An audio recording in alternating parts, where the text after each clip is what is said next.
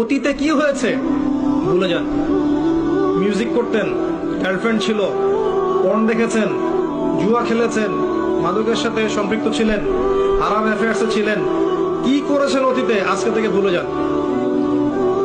From now on যখন থেকে আপনার কাছে হেদায়েতের বাণী আসবে তখন থেকে তওবা করে নেবেন, বলবেন আস্তাগফিরুল্লাহাল্লাযী লা ইলাহা ইল্লা হুয়াল হাইয়ুল কাইয়্যুম ওয়া আতুবু ইলাইহি।